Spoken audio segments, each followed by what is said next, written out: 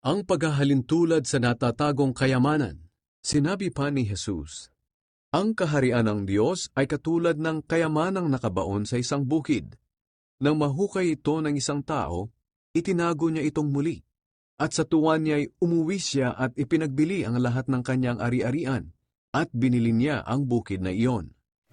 Kapag naintindihan ng isang tao kung gaano kaganda ang langit, imposibleng hindi niya hahangarin mapunta dito. Katulad ng isang taong nakahanap ng kayamanan sa isang bundok. Nung nalaman niyang may kayamanan yun, ipinagbili niya ang lahat-lahat ng mayroon sa kanya at pinili yung bundok na yun. Ganon din tayo. Kapag nalaman natin na yung langit ay talagang beyond measure yung kayamanan na naroon, imposibleng hindi natin isuko ang lahat ng buhay natin para lang makapasok sa langit. Dahil ang inandan ng Panginoong Hesus na langit ay talagang hindi natin maaarok sa ating isipan o sa ating Panginoon dahil sa sobrang ganda nito na para lamang sa mga sumasampalataya sa Kanya.